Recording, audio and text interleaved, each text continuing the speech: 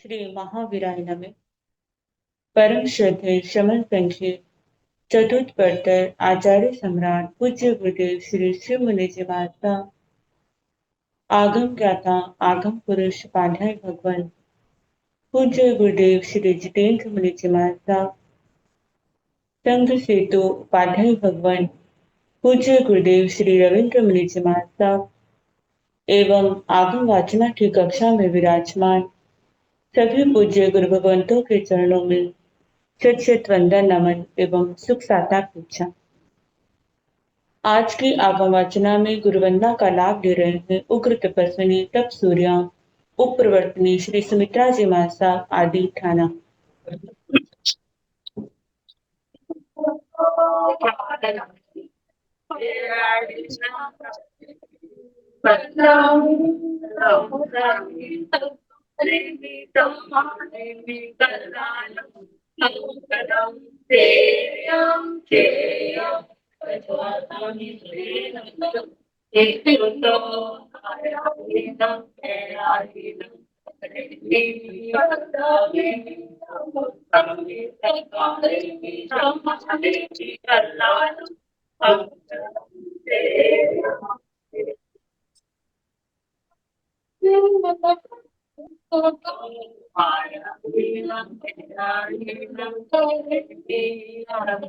Recording in progress.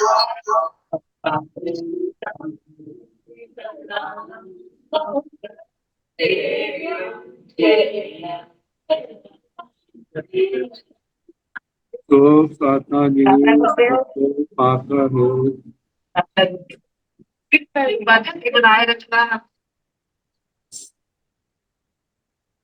तो साधना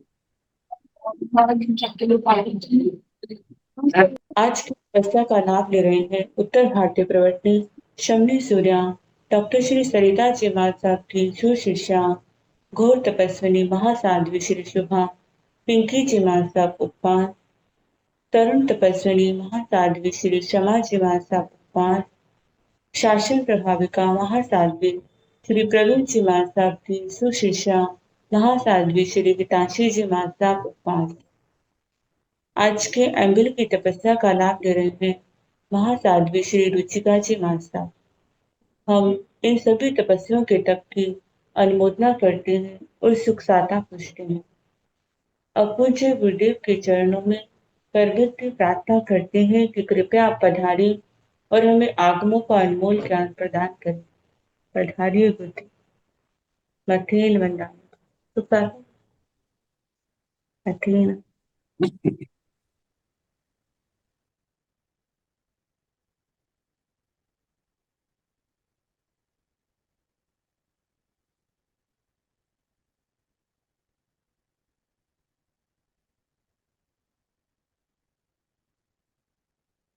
नमो हरिहंताण नमो सिद्धाण नमो हरियाण नमो ओमनारायण नमो राय सावण देशोभंतनुपारो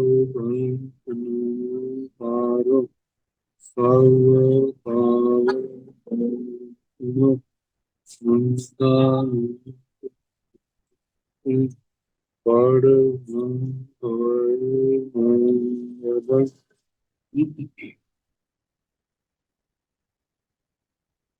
जिन शासन जिन वाणी सदा जय वैभव समर्पण सदा पवित्र मंगल है।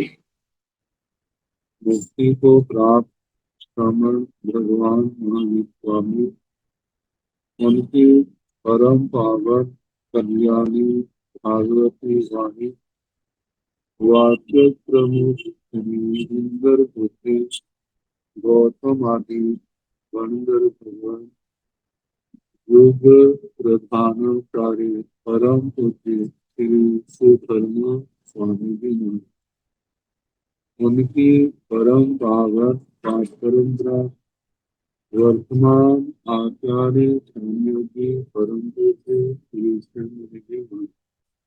एवं गुरुजन सबकी पावन सरस्वती में मेरा अनंत अनंत वंदना नमस्ते।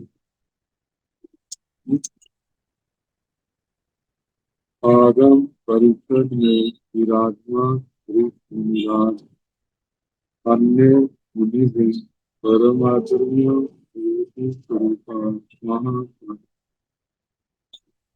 श्री व्याख्या प्रयप्ति सूत्र, जिसका दूसरा नाम श्री भगवती सूत्र। इसकी वाचना प्रारंभ है प्रथम उद्देश्य का, प्रथम चक्र का पांचवा उद्देश्य सुनाया जा। कल त्रयंचों तक, पंचेंद्रिय त्रयंचों तक वर्णन हुआ था, जिनमें 10 द्वारों का वर्णन किया जा रहा है। इन 10 द्वारों में कक्षाओं को लेकर के कहाँ कितने भांगे बनते हैं, उनके संबंध में बताया जा रहा है। वे 10 द्वार स्थिति, अवगाहना, शरीर, संहनन, संस्थान, लेख्या, दृष्टि, ज्ञान, योग, ये। अब मनुष्यों के संबंध में वर्णन आ रहा है। मनुष्याभि देहि आनेहि निर्याण असिति भंगा तेहि मनुष्याण तेहि आनेहि मनुष्याण भी असिति भंगा पाणियपा येषु स्थानेषु सत्ताविसा तेषु अभंगय नगरं मनुष्याणं अब्रह्यं जहन्नतीये आहाराय असिति भंगा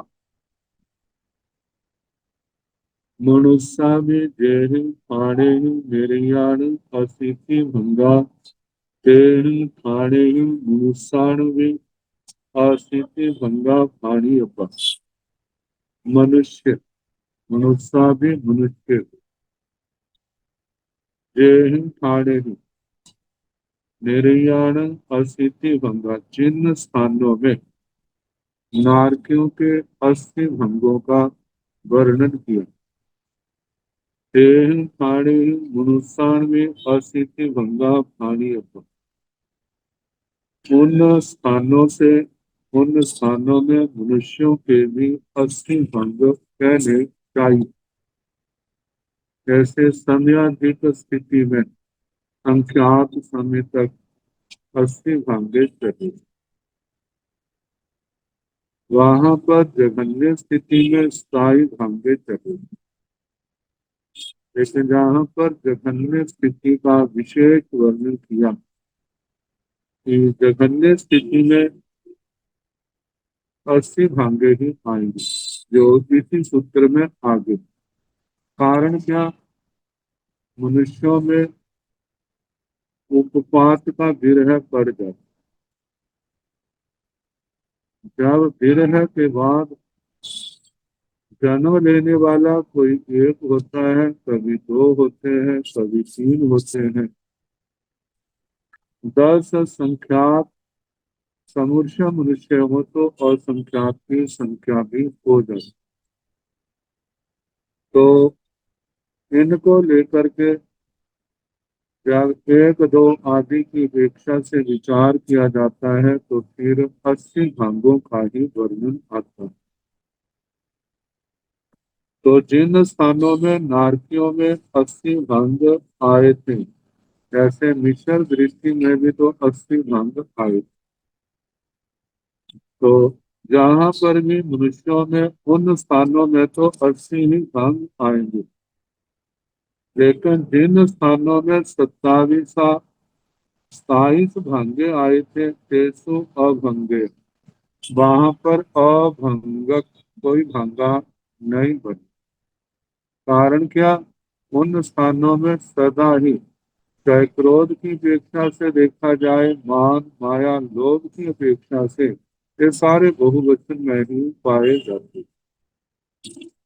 नवरंग अंतर इतना है, मनुष्याण अव्ययम, मनुष्यों के जो अधिक कहना जहन्न टीये, आहाराय अस्थिति भंगा, जघन्य स्थिति में और आहारक शरीर में। जघन्य स्थिति वाले सदा नहीं होते, जब होते हैं तभी उनका विचार आएगा। नारकियों में सदा पाए जाते हैं जघन्य स्थिति वाले, लेकिन मनुष्यों में सदा नहीं पाए जाते। इसलिए वहां पर जघन्य स्थिति वालों में अस्थि भंगों का वर्णन आता है। और आहार आय, आहारक शरीर भी तो सदा नहीं पाया जाता।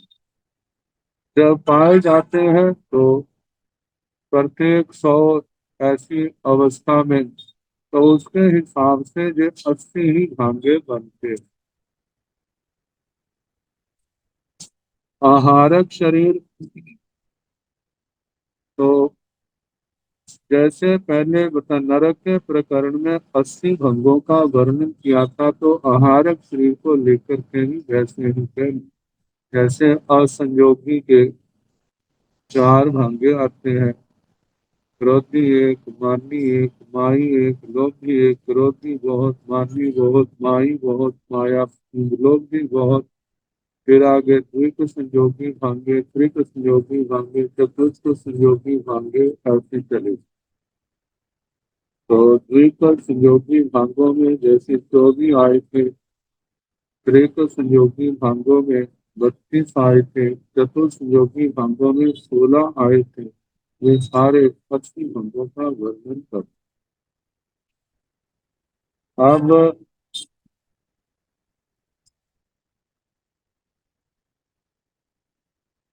बाण व्यंतर आदि की स्थिति, इनके संबंध में बाणवंतर जोइस बीमारियां जहाँ भवनवासी, नवरंग नानतंग जानियबंग जंग जस जाब अनुत्तरा, सेवम हंते तीजा भी हराई पंचमो उदेशो सुनतो। बाण मंत्र, बाण यंत्रों का, बाण यंत्रों का, ज्योतिष ज्योतिषियों का, बेमानिया बेमानिकों का, ऐसे कहना जहाँ भवनवासी, कैसे भवनवासियों का कहा। नवरंग नानतंग जानियबंग जंग जस जाब अनुत्तरा, अंतर इतना है, नानकता भिन्नता जाननी चाहिए, जंग जैसा जो जिसके हैं, जाब अनुत्तरा उनत्तर विमानों तक। बाण यंत्रों का तो ऐसे ही आएगा जैसे भवनपतियों का, असुर कुमारों का आया। ज्योतिषी विमानिकों का ये आएगा जहां पर, जैसे नरकों के प्रकरण में ज्ञान की तो 3 ज्ञान की नीमा कही थी, अज्ञान की भजना कही थी, 2 ज्ञान, 2 अज्ञान, 3 अज्ञान। लेकिन जहां पर वह प्रकरण असंगी पैदा नहीं होने के कारण से 3 ज्ञान 3 अज्ञान की ही नीमा कही जाएगी। तो बाकी वर्ण जो है, ऐसे भवनवासियों का कहा था, वे सारे का सारा जानना जाम अनुत्तरा अनुत्तर में। और दूसरा, बाण यंत्रों में भवनपतियों की तरह 4 लेशियां हैं, लेकिन ज्योतिषियों में तो 4 लेशियां नहीं, वहां पर तो एक ही लेशिया आएगी। बेमानिकों में पहले दूसरे देवलोक में केवल तेजो लेशिया आएगी। तीसरे चौथे पांचवें देवलोक में केवल पद्म लेशिया आएगी। और उसके आगे जो है केवल शुक्ल लेशिया पाई जाती है। इस दृष्टि से जानना। सेवम भंते की जा भी हरई, हे भगवान इसी प्रकार है, इसी प्रकार है जैसा आप श्री ने कहा कि जा भी हराई। इसके पश्चात श्री गौतम स्वामी जी महाराज संयम तप से अपनी आत्मा को भावित करते हुए विचरते। पंचमो उदेशो समर्थो, 5वां उदेशक समाप्त। छठा उदेशक, सूर्य का उदय भी होता है, सूर्य का अस्त भी होता है। सूर्य जब उदय होता है कितनी उस समय कितनी दूरी होती है, कितनी दूर से दिखाई देती है, और जब होता है तब कितनी दूरी होती है, कितना अंतर होता है। इसको लेकर के यहाँ पर प्रश्नोत्तर है। श्रावयावनं भन्ते उवासन्तराव उदयन्ते सूर्ये चक्षु पाशं हव्यमागच्छति अर्थमन्ते वियनं सूर्ये तावय्याव चैव उवासन्तराव चक्षु पाशं हव्यमागच्छति हन्ता गोयम जावय्यावनं उवासन्तराव उदयन्ते सूर्ये चक्षु पाशं अर्थमन्ते सूर्ये जावहत्वमागच्छति जावय्यानं भन्ते चित्तम् उदयन्ते सूर्य आयवेन सत्त्वौ समन्ता ओभासे ओजोए तवे प्रभासे अर्थमन्ते आत्मन्यवियणं सूर्ये तावयं चैव चित्तम् आयवेन सम्भव समन्ता ओभासे उज्ज्वले तवे प्रभासे हन्ता गोयम जावय्यानं चेतं जाव प्रभासे तां भन्ते किं पुट्ठम् ओभासे अपुट्ठम् ओभासे जाव च दिशि ओभासे एवं उद्योगे तवे पाभासै जावधीमा च दिशि से नूनं भन्ते सब्बांति सब्बावन्ति पुत्समान काल समयन्ति जावय्यं चेतं मुहुसै तावय्यं पुत्समाने पुट्ठेति वत्तब्बं सिया हन्ता गोयमं सब्बंति जाववत्तब्बं सिया तं भन्ते किं पुट्ठं हुसै अपुट्ठं मुसाई जावदीमा च दिशि।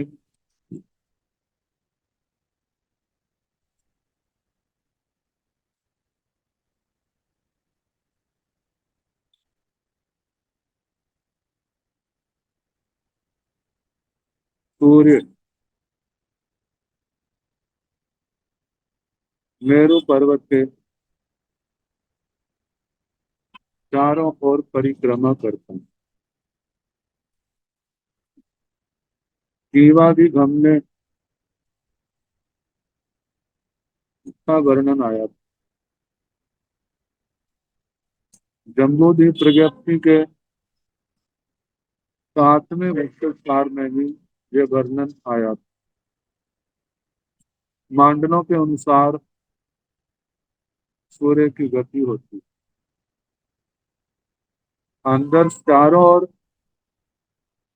एक पूर्ण चक्कर 2 दिन में पूर्ण होता है। जब मंडलों अंदर के बाहर के मंडलों से अंदर के मंडलों की ओर आता है तब गति कम होने लग जाती है। जब अंदर से बाहर के मंडलों में संक्रमित होता है तब सूर्य की गति अंदर की अपेक्षा बाहर की ओर जब गमन करते तो बढ़ती जाती है। और सूर्य तो प्रकाश करता हुआ आगे से आगे बढ़ता जा रहा है। उसका क्षेत्र है। जिस समय जहां पर सूर्य निकलता हुआ दिखाई देता है तो उस समय तो क्या है, दिन का प्रारंभ है।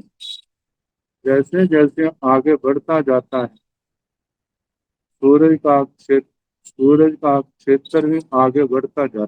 प्रकाश का क्षेत्र आगे आगे सुबह होती जाती है और जहाँ पीछे निकलता जाता है वहां पर शाम होती जाती है। तो बताया है जावय्यावनं भन्ते उवासन्तराव उदयन्ते सूर्य चक्षु वातासं हव्यम आगच्छति। हे भगवान, उदय होता हुआ सूर्य जितने अवकाशांतर से जितनी दूरी से उदय होता हुआ सूर्य चक्षु पासम हव्यम आगच्छति। चक्षु आंखों का मतलब सूर्य से संपर्क होता है। आंखों से संपर्क सूर्य की किरणों का मतलब हमारी नजरों में आता है। सुबह जितनी दूरी से सूर्य हमारी नजरों में आता है, आत्मन्ते नियन सूर्य तावयोते उवासंतरा चक्षु पासम हव्वम आगच्छति। जब सूर्य अस्त होता है तब भी क्या उतनी ही दूरी से हमारी नजरों में आता है। अंत गोयम हाँ गौतम, जावय्यान उवासंतरा उदयंते सूर्य चक्षु पासम हव्वम आगच्छति। सुबह के समय जितनी दूरी से सूर्य हमारी दृष्टि में आता है, आत्मन्ते भी सूर्य जाव हव्वम आगच्छति। अस्त होता हुआ सूर्य भी उतनी ही दूरी से हमारी दृष्टि में आता है। इसमें चारों ओर देखते हैं ना, आकाश जो है चारों गोलाकार हमारे को दिखाई देता। चारों ओर देखें, जहां जहां जितनी दूरी पर पूर्व में दिखाई देता है, ऐसे पश्चिम में, दक्षिण में, उत्तर में वैसे गोलाकार बन जाता। तो बताया है, आगे बताया है, जावयान भंते चित्तम उदयंते सूर्य आयवेन सब्बौ समन्ता ओ भा से ही उज्जोय तवै बभासै अथमन्ते मियनं सूर्ये तावयं चैव चित्तम् आयवेन सब्बौ समन्ता ओभासै उज्जोय तवै बभासै। जावयान भंते चित्तम उदयंते सूर्य आयवेन सब्बौ समन्ता ओभासै। हे भगवान, जितना क्षेत्र उदय के समय सूर्य अपने आतप से, धूप से चारों ओर सबको समन्ता सभी और ओ भाषाई अब भाषित करता है, प्रकाशित करता है, उज्ज्योतित करता है, तभी का मतलब तपता है। वो भाषाई, जैसे जैसे प्रकाश बढ़ता है तो प्रकाश रूप से वो प्रकाश करता है, बस में प्रकाशित होती है। और जैसे जैसे नजदीक आता जाता है उसके अनुसार ही वस्तुओं की गर्मी भी बढ़ती जाती है, मतलब कि उष्णता बढ़ती जाती है। आत्म अंत भी अणु सूर्य अस्त के समय भी सूर्य तावयं चेव क्षेत्रम, उतने ही क्षेत्र को, जितना सुबह के समय सूर्य के क्षेत्र, जितना मतलब आकाश के क्षेत्र को प्रकाशित करता है, उद्योतित करता है, तपाता है, विशेष प्रकाश करता है, शाम के समय भी चारों ओर वैसे ही अवभाषित करता है, उद्योतित करता है, तपाता है, प्रभाषित करता है। ये प्रश्न के रूप में हंता गोयमा जावयन चेतन जा प्रभासी। हाँ गौतम, सुबह के समय जितने क्षेत्र को वह प्रकाशित आदि करता है, शाम के समय भी उतना ही क्षेत्र है, लेकिन वो क्षेत्र जो है आगे की ओर बढ़ जाता है। जैसे जैसे आगे बढ़ता जाता है तो आगे का क्षेत्र बढ़ता जाएगा और पीछे का क्षेत्र क्या होगा, घटता जाएगा। जैसे हम देखते हैं ना, रात के समय कोई व्यक्ति टार्च आदि लेकर के या प्रकाश का साधन लेकर के बढ़ता है, अब उसका प्रकाश का क्षेत्र तो उतना ही है जितना उस प्रकाश के साधन का प्रभाव है। अब जितना जितना आगे बढ़ता जाएगा उतना पीछे अंधेरा होता जाएगा, आगे प्रकाश होता जाएगा, लेकिन उसका क्षेत्र तो उतना ही रहेगा। जितना मानो 1 घंटा पहले जहां पर प्रकाश कर रहा था, इतना क्षेत्र उस समय था, घंटे के बाद जहां पहुंचा है तो वहां भी तो क्षेत्र उतना ही होगा, क्योंकि उसकी क्षमता उतनी है। यदि उसमें प्रकाश घट जाता है, क्योंकि यह कृत्रिम साधन है, प्रकाश घट जाता है तो उसका क्षेत्र घट जाएगा, प्रकाश बढ़ जाता है तो उसके क्षेत्र भी बढ़ जाएगा। लेकिन सूर्य का तो प्रकाश सदा वैसा ही रहता है। तो इसलिए कहा है कि उदय के समय जितना क्षेत्र होता है, शाम के अस्त के समय भी उतने ही क्षेत्र को वह प्रकाशित करता है। तां भंते किंग पुट्टं ओभासई अपुट्टं ओभासई। हे भगवान, वह जो प्रकाशित करता है, क्या सपृष्ठ क्षेत्र को प्रकाशित करता है या असपृष्ठ क्षेत्र को प्रकाशित करता है। जाव च दिशिं ओ भासे एवं उज्जोगे तवे प्रभाते जागीम च दिशिं। तो जहाँ पर जो है जाव मतलब सप्रीत क्षेत्र को अवभाषित करता है और सप्रीत क्षेत्र को नहीं। जो क्षेत्र सूर्य की परिधि में आता है, जितना उसका प्रकाश है, वहां पर सपरिष्ठ क्षेत्र को ही प्रकाशित आदि करता है। जो उसके जिसको आज तक कहते हैं रेंज में नहीं आता है और उसके प्रकाश का स्पर्श नहीं होता है, तो उसको प्रकाश नहीं करता। जहां जहां प्रकाश जाता है उस क्षेत्र का स्पर्श कर होता है और वहां पर प्रकाश होता है। मतलब नियम से 6 दिशाओं में कहना। तेनोनं भन्ते सब्बं हि सब्बावन्ति कोसमान काल समयंसि जावय्यं खेतं कोसाई कावय्यं कोसमाने पुट्ठेति वत्तब्बं सिया। हे भगवान, जितना क्षेत्र वह स्पर्श करता हुआ आगे से आगे बढ़ता जाता है, तो उसका कोसमान काल समय से सपृष्यमान समय में, काल समय में जहां जहां स्पर्श हो रहा है, तो उसको जैसे प्रथम उद्देश्य का प्रथम सूत्र था चल माने चलिए, उसके अनुसार जिसको स्पर्श किया जा रहा है उसको स्पृष्ट कहना। उस माने पुट्ठ सपृश्य मान जा सपृशन पृष्ठ सपृष्ठ, जिसका स्पर्श किया जा रहा है उसका स्पर्श हो गया, ऐसा इति वक्तव्यं सिया, ऐसा कहना चाहिए। हंता गोयम सब्बंति जा वक्तव्यं सिया। हाँ गौतम, सारा ऐसे ही कहना जिसका स्पर्श हो रहा है, वह जिस जिस क्षेत्र का स्पर्श हो रहा है उसको स्पृष्ट हुआ, ऐसा कहना। ताम भंते किम पुट्ठम पूसाई अपुट्ठम पूसाई जाम नीमा च दिशम। हे भगवान, जिस क्षेत्र को स्पर्श करके स्पर्श कर रहा है, क्या वह सपृष्ठ का स्पर्श करता है या असपृष्ठ का? तो यही कहना, सपृष्ठ का स्पर्श हो रहा है, असपृष्ठ का स्पर्श नहीं हो रहा। और ये नियम से 6 दिशाओं में कहना, पूर्वादि 4 दिशाएं, अधो दिशा और ऊर्ध्व दिशा, 6 दिशाओं में सूर्य प्रकाश करता है। वैसे भी कहा है 1900 योजन ऊपर नीचे क्षेत्र आता है। जहाँ सूर्य का विमान पृथ्वी से 800 योजन की ऊंचाई पर चलता है और 100 योजन ऊपर की ओर प्रकाश करता है, और नीचे जो है 1800 योजन क्षेत्र का है। 800 योजन तो सूर्य के विमान से नीचे पृथ्वी है, और उसके आगे जो हजार हजार योजन गहरे बीजे है, वहां तक इसका प्रकाश जाता है। तो ऐसे मिला करके 1000 अधोलोक तक जाके पृथ्वी तल से नीचे 1000 योजन, 800 योजन पृथ्वी से ऊपर 1800 हो गया। 100 योजन ऊपर का मिलाने पर 1900 योजन हो जाता है। ये तो ऊपर से नीचे है। और दूसरा जो है, सर्दियों में और गर्मियों के हिसाब से इसका क्षेत्र का दूरी बढ़ती घटती जाती है। कारण क्या है? गर्मियों के समय तो जहाँ पर दूरी से जो दिखाई देता है, क्योंकि आकाश में धुंध आदि नहीं होती, लेकिन सर्दियों के समय में आकाश में धुंध आदि होने के कारण से वो उतनी दूर से हमारे को दिखाई नहीं देता जितना गर्मियों में दिखाई देता है। तो इस प्रकार ये सूर्य के संबंध में प्रश्नोत्तर हुए। अब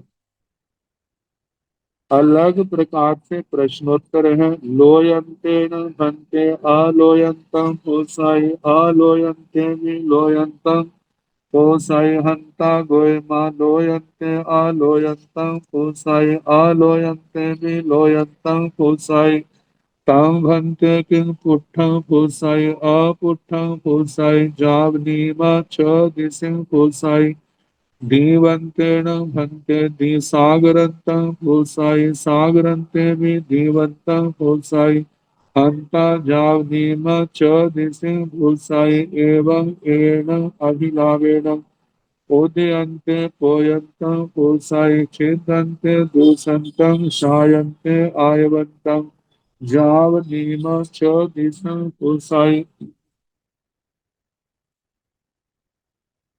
लोकांत और अलोकांत। हमारी ओर से चले तो लोकांत आता है, तो लोक का जो अंत है, किनारे है, उसके आगे क्या आलोक शुरू हो जाता है। अब देखा जाए सभी दिशाओं में जहां जहां लोक समाप्त होगा उसके आगे आलोक शुरू हो जाएगा। तो जहां पर प्रश्न है लोयंते भंते अलोयंतम पुसाई अलोयंते भी लोयंतम पुसाई, हे भगवान क्या लोकांत अलोकांत का स्पर्श करता है और अलोकांत भी लोकांत का स्पर्श करता है। क्योंकि लोकाकाश के जो अंतिम आकाश प्रदेश हैं उसके आगे जैसे लोकाकाश के समाप्त होते हैं उसके साथ ही आलोकाकाश के प्रदेश शुरू हो जाते हैं। तो ये प्रदेश क्या है, एक दूसरे के साथ स्पर्श है, बद्ध है, मतलब इनसे अलग नहीं होते। तो इस प्रकार ये स्पर्श करते हैं, लोकांत अलोकांत का स्पर्श करता है, अलोकांत लोकांत का स्पर्श करता है। ये पहले भगवान से प्रश्न किया, भगवान ने उत्तर दिया हंता गोयमा लोयंते अलोयंतम कुसाई अलोयंते भी लोयंतम कुसाई। हाँ गौतम, लोकांत अलोकांत का स्पर्श करता है, अलोकांत लोकांत का स्पर्श करता है। अब देखा जाए एक व्यवहार है कि एक के साथ दूसरा जुड़ा हुआ है, लेकिन लोकाकाश आकाश तो आरूपी द्रव्य है। आरूपी द्रव्य होने के कारण इसके अंदर ना वर्ण है, ना गंध है, ना रस है, ना स्पर्श है। तो स्पर्श नहीं है तो फिर स्पर्श कैसे होगा। तो इसका स्पर्श जो है ऐसे ही मारना है जैसे आत्मा आरूपी है। जहाँ पर एक आत्मा है वहां पर दूसरी आत्मा भी है, तीसरी आत्मा भी है।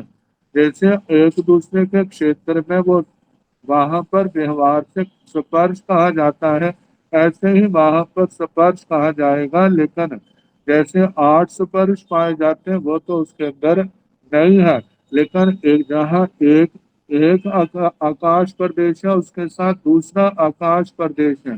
तो ऐसे ही है जैसे एक पदार्थ के साथ दूसरा पदार्थ के किनारे मिले हैं, ऐसे ही लोकांत से अलोकांत और अलोकांत से लोकांत सपृष्ट है।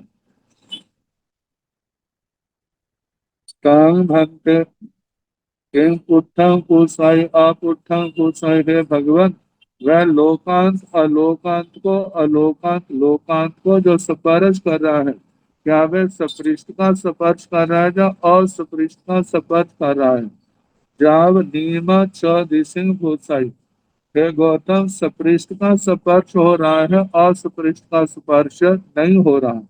और नियम से छह दिशाओं से स्पर्श है। आगे दीवंते भंते सागरंतम पुसाई सागरंते भी दीवंतम पुसाई। ये तो लोकांत अलोकांत का कहा। ऐसे ही मध्य लोक में द्वीप और समुद्र आते हैं। इन द्वीप का किनारे जो किनारे हैं और उधर समुद्र के किनारे जो हैं वे एक दूसरे का स्पर्श कर रहे हैं। जैसे जम्बू द्वीप के चारों ओर जम्बू द्वीप को लवण समुद्र ने घेरा हुआ है। तो जो जम्बू द्वीप का क्षेत्र है वह लवण समुद्र का नहीं, जो लवण समुद्र का क्षेत्र है वह जम्बू द्वीप का नहीं है। लेकिन इनके किनारे तो आपस में मिलते हैं। वो किनारे जो आपस में मिलते हैं उसी को सपरज कहा है। ताकि हे भगवान द्वीपांत द्वीप के अंतिम प्रदेश जो है वह सागर के अंतिम प्रदेशों का स्पर्श करते हैं। सागरते भी जीवंतम भूसाई, जो सागर के समुद्र के अंतिम प्रदेश है, क्या वे भी द्वीप का स्पर्श करते हैं। हंता जाव नीमा छ दिशा भूसाई। हाँ गौतम, जो द्वीपांत के सागरांत को और सागरांत के प्रदेश जो है द्वीपांत प्रदेशों का स्पर्श करते हैं और ये नियम से छह दिशाओं का स्पर्श करते हैं। एवं एण अभिलावेण, इसी प्रकार इसी शैली से विधा से उदयंते पोयंत कुसाई। जैसे उद्कांत, उद्कांत का मतलब पानी का अंतिम किनारा, ऊपर का तल। और पानी में पोयंते, पोयंते का पोयंतम पोतान, पोतान का मतलब समुद्री जहाज। समुद्री जहाज पानी के ऊपर चलता है, तो समुद्री जहाज का नीचे का अंश और समुद्र का ऊपर का अंश, ये दोनों एक दूसरे का स्पर्श कर रहे हैं। जो जहाज पोतांत, पोत समुद्री जहाज, उसका नीचे का हिस्सा और दूसरा समुद्र का ऊपर का हिस्सा, ये दोनों एक दूसरे का स्पर्श कर रहे हैं। पहले प्रश्न, क्या एक दूसरे का स्पर्श कर रहे हैं? भगवान की ओर से उत्तर, हाँ स्पर्श कर रहे हैं। इसी प्रकार छिदंत दूषंतम, जैसे ना एक कपड़ा है, बस्तर है, उसके अंदर छिद्र है, तो दो चीजें हो गई, एक कपड़ा हो गया, एक उसका छिद्र हो गया। छिद्र के किनारे कपड़े का स्पर्श कर रहे हैं और कपड़े के किनारे जो है वो छिद्र का स्पर्श कर रहे हैं। पहले प्रश्न के रूप में क्या जे स्पर्श कर रहे हैं, तो भगवान की ओर से हाँ एक दूसरे का जो स्पर्श कर रहे हैं। ऐसे छायंत आय बंतम, ऐसे छाया का अंतिम किनारा और दूसरी ओर धूप का अंतिम किनारा। क्योंकि हम देखते हैं जहाँ पर धूप है, कोई व्यक्ति या कोई पदार्थ, कोई वृक्ष है, वह वहां पर है तो उसकी छाया बन जाती है। जहाँ जहाँ पर वृक्ष की छाया बनती है, छाया समाप्त होती है, तो उसके आगे धूप शुरू हो जाती है। तो धूप का अंतिम किनारा और उस छाया का अंतिम किनारा, ये भी तो क्या इनका स्पर्श होता है? हाँ, इनका भी स्पर्श होता है, छह दिशाओं से स्पर्श होता है, ऐसा कहना। ये पहले प्रश्न है। उत्तर, जाब नियम छह दिशा, हाँ नियम से छह दिशाओं से स्पर्श होता है। मतलब उदकांत का पोतांत से और पोतांत का उदकांत से।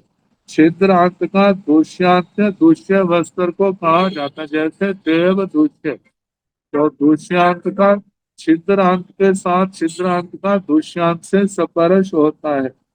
और ऐसे छाया का, छाया के अंतिम किनारे का और उधर धूप के अंतिम किनारे का, इनका भी छह दिशाओं से स्पर्श होता है। अब क्रिया को लेकर के विचार।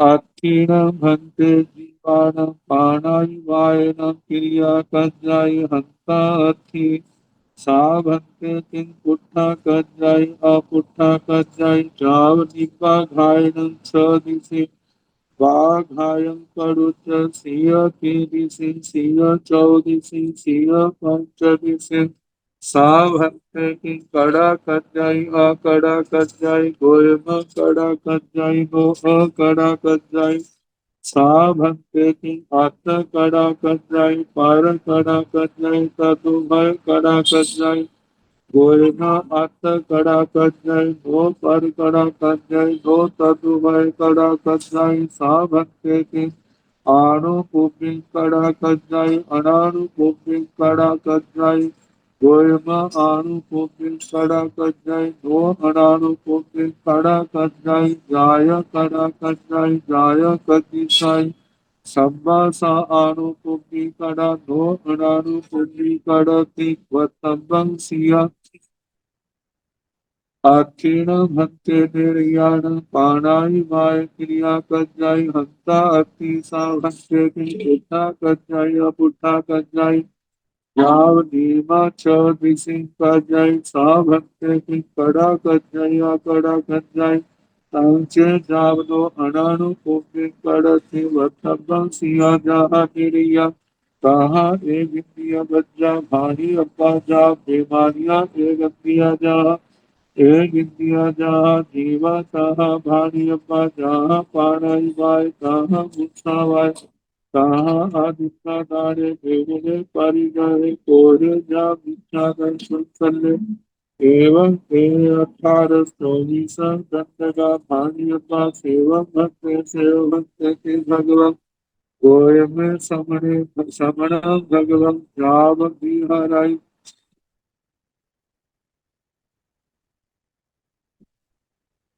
अर्थीन भन्ते जीवाणं पानाई वायन क्रिया तत्व। क्रिया को लेकर के जहाँ पर प्रश्न करें। अर्थीन भन्ते हे भगवत, जीवाणु जीवों को प्राणाई वायन क्रिया तत्व। क्या प्राणातिपात से क्रिया लगती है। क्रिया जो है कर्म बंध का हेतु है, क्योंकि आत्मा में वीर्यांतराय कर्म के चोक्षम से आत्म प्रदेशों में जो स्पंदन होता है, उस स्पंदन से योग प्रभावित होते हैं। अब योगों के अंदर यदि यतना है तो जितनी यतना होगी उतना क्रिया से अप्रभावित होगा, और जितनी यतना का अभाव होगा उतनी क्रिया का प्रभाव क्रिया होगी और उसके अनुसार कर्म का बंध होगा। तो बताया है जीवों के जब प्राणातिपात की और गति बढ़ती है तो क्रिया का दोष लगता है। क्रिया मतलब कर्म बंद होता है। तो कहा जाता है एक तो आत्मा की अपशायी दशा है, एक आत्मा की स्वशायी दशा है। स्वकषायी दशा में तो कर्म का बंध होता ही है। जितने कषाय उज्जर होंगे उतना कर्म का बंध ज्यादा होगा, जितने कषाय पतले होंगे उतने कर्मों के बंध से उसकी मुक्ति होगी।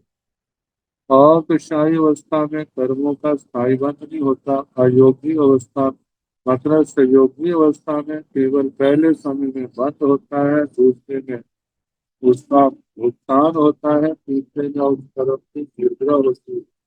अयोगी अवस्था में आत्म प्रदेशों का कोई स्पंदन नहीं होता। योगों का पूर्णतः निरोध होता है, इसलिए वहां पर ना कोई क्रिया लगती है, ना किसी कर्म का बंध होता है। तो जब जीव प्राणातिपात की ओर प्रवृत्त हो रहा है तो उस समय तो उसको क्रिया लगेगी।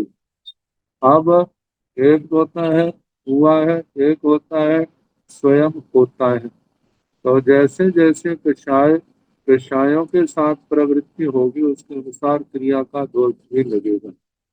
तो भगवान ने उत्तर दिया, हंसा अति हाँ गौतम, जीवों को प्राणातिपात से क्रिया लगती है। साव हंते किंग पुट्ठा कज्जय अपुट्ठा कज्जय। हे भगवान, यह क्रिया जो है सपृष्ट सपृष्ट होती है तब लगती है जब बिना स्पर्श के लगती है।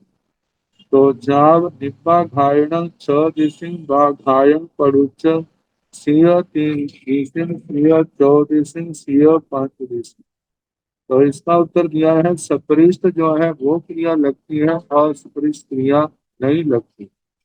फिर कहा है कि वह निब्बा घायणं यदि जीवों का प्रकरण है तो जीव में तो 24 दंडकों के जीव आ जाते, लोक के मध्य के भी आते हैं लेकिन लोक के किनारों में भी आते हैं।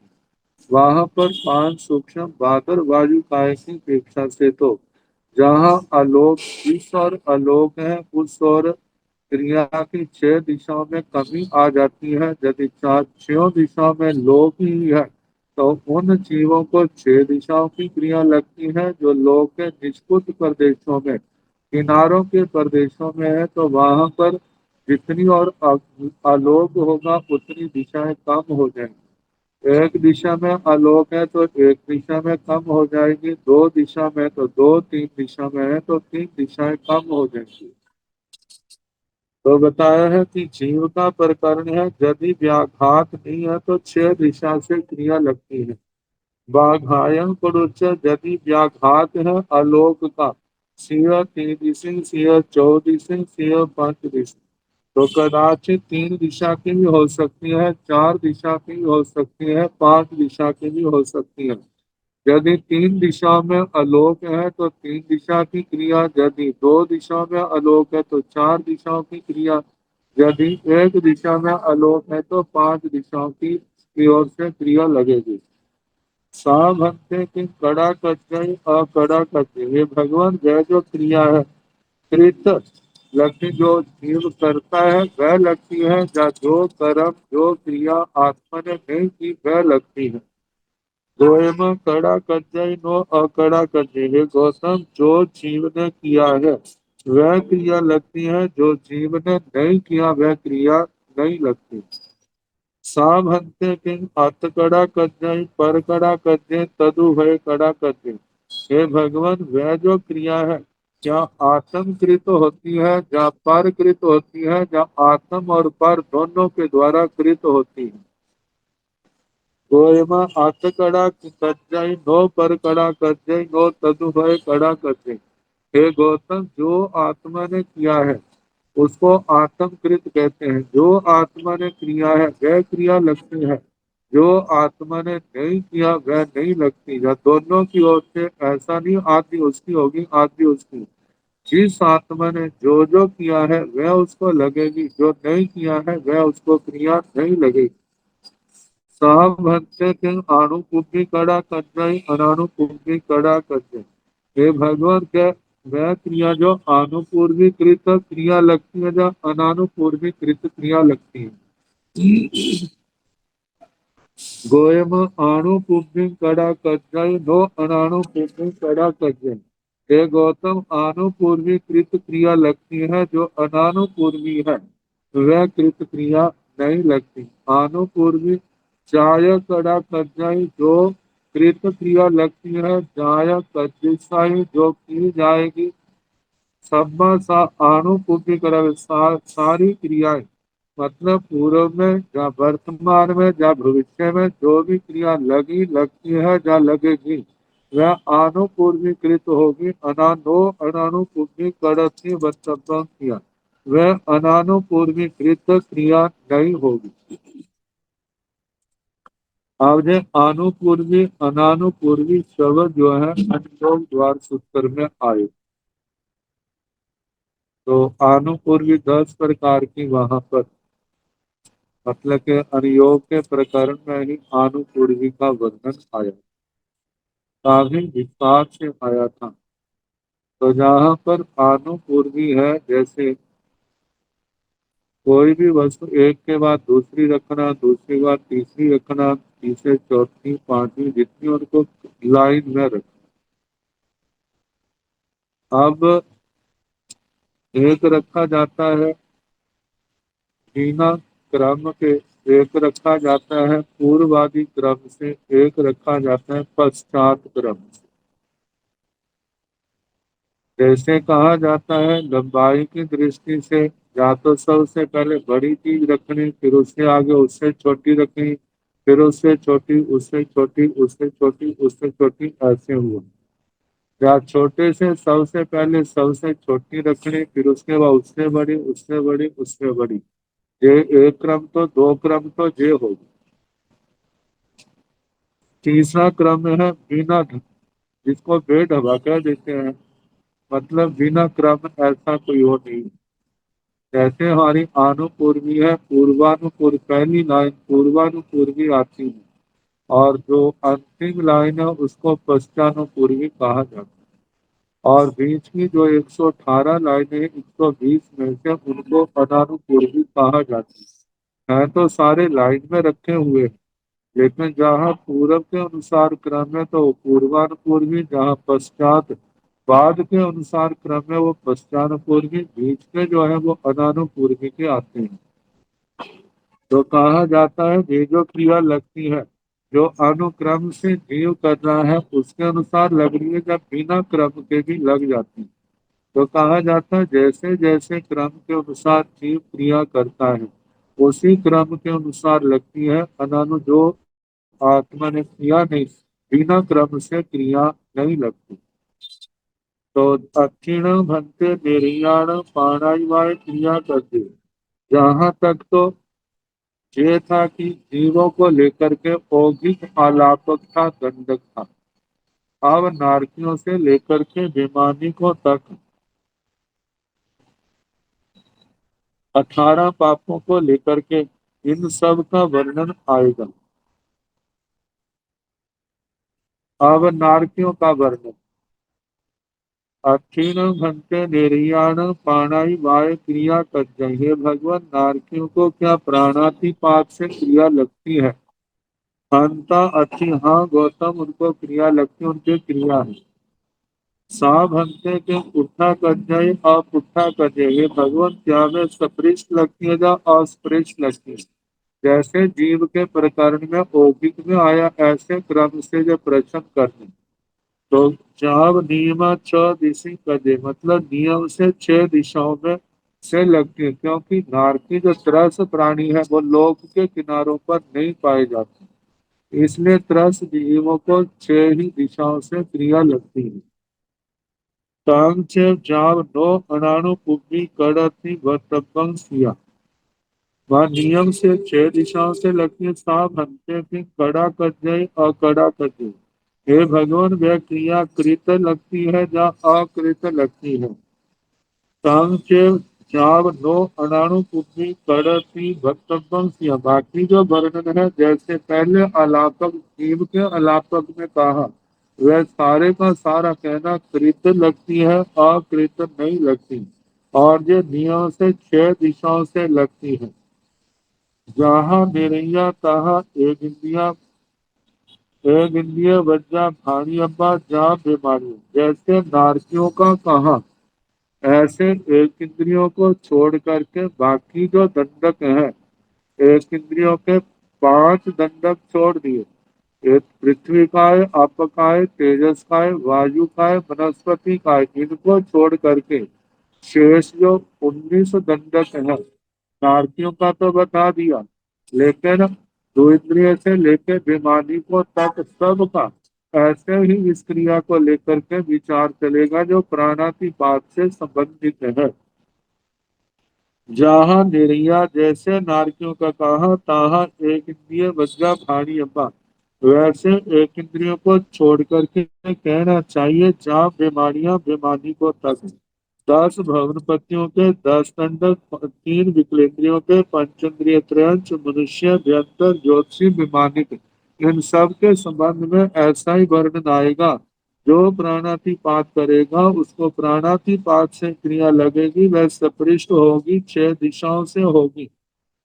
तो और वह जो है कृत होगी, आकृत नहीं होगी, आत्मकृत होगी, परकृत या तदुभय कृत नहीं होगी, आनुपूर्वी कृत होगी, अनानुपूर्वी कृत नहीं होगी। तो ये सारे बोल जो है जीव की तरह सबके कहने। तो एक इंद्रिया जहाँ जीवा तहाँ भारी बात, एक इंद्रियों का ऐसे कहना जैसे जीव के प्रकरण में आया। जीव के प्रकरण में जो लोकांत निष्पुट प्रदेश है, जहाँ पर व्याघात है, वहां पर उत्तरी दिशाएं कम हो जाएंगी। जहाँ आलोक का व्याघात विघन नहीं है, वहां पर 6 दिशा से ही क्रिया लगेगी एक इंद्रियों पे। लेकिन लोक के किनारों पर आत्मा को, जो एक इंद्रियों को 5 क्रियाएं भी लगती है, 4 भी लगती है, 3 भी लगती है, लेकिन 3 से कम क्रिया किसी को नहीं। 3 दिशा की और 3 दिशाओं से कम किसी को क्रिया नहीं लगती। जहाँ प्राणावायु तहाँ मूर्छावायु। जैसे प्राणातिपात जीवों के प्राणों का अतिपात करने से क्रिया लगती है, तहाँ मूर्छावायु ऐसे मृषावाद से भी क्रिया लगती है। तहाँ अधिन्ना दान, ऐसे अधत्ता दान के मेहुणे मैथुन से परिग्रह, परिग्रह कैसे कोहे जा मिथ्या दर्शन शल्य, क्रोध से लेकर के मिथ्या दर्शन शल्य, कार में पाप तथा सभी दंडकों में कहना। अब देखा जाए, एक इंद्रियों के पास जवान नहीं है, लेकिन फिर भी उनके अपक्षपाती होने के कारण से उनको जो क्रियाएं लगती हैं। विकलेंद्रियों में केवल व्यवहार भाषा है, लेकिन अपक्षपाती होने के कारण से जो क्रियाएं उनको लगती हैं। एवं ये 18 24 दंड का भारी अपार। इस प्रकार ये 18 पापों को लेकर के 24 दंडकों का वर्णन करना। प्रत्येक पाप को लेकर के 24 दंडकों में क्रिया का वर्णन करना कि इनसे क्रिया लगती है। सेवम भक्ति है भगवान, इसी प्रकार है, इसी प्रकार है। भगवं गोविंद समरं भगवं जा विहरे। भगवान गौतम स्वामी जी महाराज श्रवण भगवान महावीर स्वामी को वंदना नमस्कार करके फिर उसके बाद उनकी अनुमति से संयम तप से अपनी आत्मा को भावित करते हुए विचरते हैं। भगवती सूत्र में ज्यादा तो गौतम स्वामी जी के प्रश्न उत्तर, लेकिन दूसरों के भी प्रश्न हैं। जो दूसरों ने प्रश्न किए हैं पहले अणिवार का वर्णन आया और उनका नाम है रोह अणिवार। इनके प्रश्न भी विचारणीय है और इनका चरित्र भी विचारणीय है। और इनके चरित्र को देख करके आत्मा अपनी आत्मा से तुलना करे, देखो मैं कहाँ खड़ा होता हूँ। चाहे कहीं पर खड़ा हो ये बात सोचने की नहीं है, लेकिन अपना लक्ष्य जो है वो कैसा होना चाहिए, ऐसा लक्ष्य होना चाहिए जैसे रोहा अणिगार की पावन जीवन है ऐसे हमारा भी जीवन क्या हो, ऐसा हो, ऐसी भावना रखें। तो आर्य रोह के प्रश्न, तेन कालेन तेन समेण समणस भगव महावीरस अंत्यवासी रोहे नाम अणगारे पागाई भद्दाए पागाई माउए पागाई बिनिये पागाई ओ संते पागाई पयानु को मान माया लोभे वियो मध्य संपन्ने आलीने भद्दाए बिनिये समण स भगव महावीर स दूर सामंथे उठन जानो आओ सिरे ध्यान कोठ गए संजमेन तव सा पाण भावे माने निहराई तैन से रोहे अणगारे जाय सदेना पंजुवास माने एवं व्यासे पुग्गिण भंते लोय पच्छा आलोय पुग्गिण आलोय पच्छा लोय रोहा लोय आलोय पुग्गिण पेथे पच्छा पेथे धोनी ए सासिया भावा अणानु बुद्धि ऐसा रोहा पुग्गिण भंते जीवा पच्छा आजीवा पुग्गिण आजीवा पच्छा जीवा उज्जहेव लोय अलोय तहेव जीवाय अजीवाय एवं भव सिद्धियाय अभव सिद्धियाय सिद्धि असिद्धि सिद्धा असिद्धा पुग्गिण भंते अंडाय पच्छा कुकुड़ी पुग्गिण कुकुड़ी पच्छा अंडाय रोहा छेन अंडाय कौ भयवं कुपणियो साण कुपणी कौ भक्ते अंधयाओ एवं रोहा से अंधाय साय कुपणी पुग्गिं पेते पच्छा पेते दुर्गे ते सासिया भावा अणानु पुग्गी ऐसा रोहा पुग्गिं भक्ते लोयंते पच्छा आलोयंते पुग्गिं आलोयंते पच्छा लोयंते रोहा लोयंते आलोयंते जहा अनानुपुम्बी ऐसा रोहा पुम्बे भंते लोयंते पच्छा सत में ओवा संतरे पुच्छा रोहा लोयंते सत में ओवा संतरे पुम्बी दो जाव अनानुपुम्बी ऐसा रोहा एवं लोयंते सत में तनुवाय एवं घनवाय घनोदि सतम पुटवी एवं लोयन्ते एके किरणं संयोयव्य इमे हि थाने हि तंजा उवास वाय घन उदहि पुटवी देवाय सागरा पद्म सागरा वासा निर्याय अत्य समय तमाय लेसाओ विद्धि दंसनाना सन्न शरीराय जोग भुव ओगे गप परीक्षा पद्यवद्धा किं पुग्गिं लोयन्ते पुग्गिं हन्ते लोयन्ते पच्छा सबद्धा जहाँ लोयन्तेन संजोय सभ्य ठाना एते एवं आलोयन्ते वि संजोयम्बा सभ्य पुग्गिं हन्ते सतमे उवासन्तरे पच्छा सतमे तनुवाय एवं सतमं उवासंकरं सभ्य समं संजोय जाव सबदाय पुग्गिं भक्ते सतमे तनुवाय पच्छा सतमे धनुवाय एवं पिताहिव नेयं जाव सबदा एवं गोवरिल्लम् एक एकं संजोयन्तेन जो जो हिथिलो तं तं चड्डन्तेन नियमं जाव आतीय अनादि अद्धा पच्चा सबद्धा जाव अनानुपूज्य सारोहा सेवं भक्ते सेव भक्ते की जाव बिहाराई।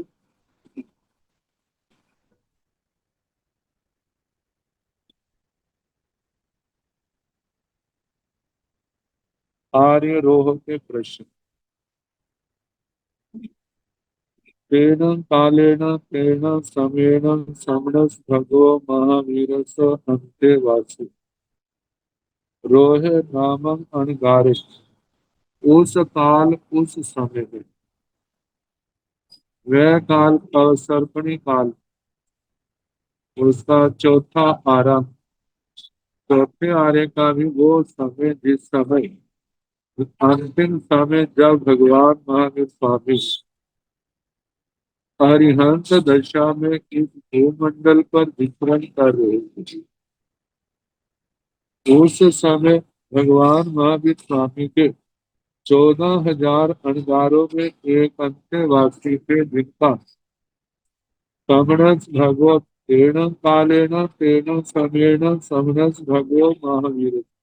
उस काल उस समय में श्रवण भगवान महावीर के अंत्यवासी रोहे नामक अणगारे, रोह नाम के अणगार जो बगाई भगाई प्रकृति से भद्र थे, प्रकृति से भद्र थे। भद्र कहते हैं भले आदमी को। भला आदमी कौन होता है? किसी के द्वारा किए गए नुकसान को, किसी के द्वारा किए गए अपमान को समता से तो सहन कर लेते हैं, लेकिन किसी का बुरा सोचता नहीं, किसी का बुरा करता। ऐसे व्यक्ति को भला आदमी कहा जाए। तो जो प्रकृति से भद्र थे, स्वगाई महुए प्रकृति से स्वाभाविक वो मृदु प्रकृति के, मतलब उनके अंदर कठोरता नहीं थी किसी व्यक्ति के प्रति। नियम व्रतों में तो कठोरता थी, लेकिन उनकी प्रकृति कैसी थी? बड़ी मधुर थी। स्वगाई विनय प्रकृति से स्वाभाविक वो भिन्नवान विनीत थे। स्वगाई उग संग प्रकृति से वे उपशम प्रकृति उपशम भाव वाले थे, बड़े शांत प्रिय थे, शांत रहने वाले थे। स्वगाई पयाणु कोह मान माया लोभे, प्रकृति से जिनके क्रोध मान माया लोभ कैसे पयाणु, पयाणु का मतलब प्रतनु, पतले थे, जिनके कसाए बड़े पतले थे। न्यू मध्य संपन्न दृढ़ता और मार्दव गुण से संपन्न थे। अलीने भगवान के गुरुओं के चरणों में रहने वाले थे, मतलब जिनकी अलीने का मतलब जिनकी इंद्रियां अपने बस में थी, संसार के अंदर संसार के विषयों में वो लीन नहीं थे। भद्र भद्र प्रकृति के थे, विनय बुद्धि थे, समणस भगवो महावीरस अदूर सावंते।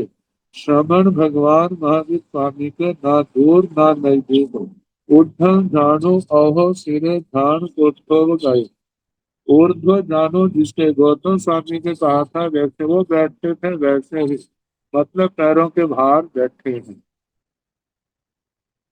अहो सिरे ध्यान मतलब के मस्तक नीचे को झुका हुआ है, बाहर की ओर देखने की प्रवृत्ति नहीं है, केवल आत्मा की ओर है। और ध्यान कोष्ठक गए, ध्यान कोष्ठक, ध्यान रूपी कोष्ठक कमरे में वर्तमान विद्यमान है। संयमेन सहसा अपान भावमाने विहरण, संयम तप से अपनी आत्मा को भावित करते हुए विचलन कर रही। तैरण से रोहे अनगारे जाय सके जा पज्जु बासमाने एवं व्यासी।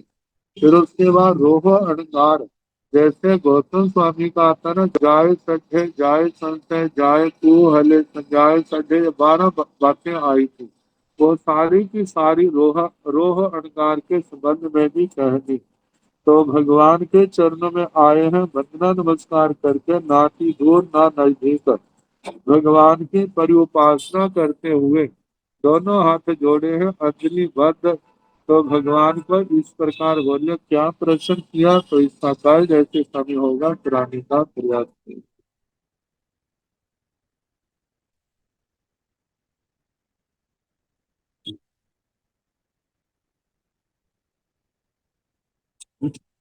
नमो हरिहंताय नमो सिद्धाय नमो आयुर्याय नमो देवाय नमो लोये सर्वसाहिर ऐसो संकीर्तनो सर्वपावनमोचनो मंगलामंत संदेश परमंगला श्रीचतारिकमरिहंता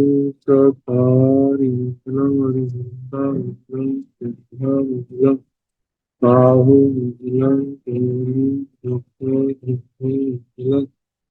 चत्वारि लोकनो हरिमुक्तालोचनो सिद्धालोचनो बाहुलोचनो देवी कृष्णलोचनो चत्वारि सर्वे प्रयत्नानि हरिमुक्ते सर्वे प्रयत्नानि सिद्धे सर्वे प्रयत्नानि साहु सर्वे प्रयत्नानि देवी कृष्णमग्नि सर्वे प्रयत्नानि चार सर्वे पुष्करणी विष्णु विष्णु सर्वे और सर्वे ईश्वर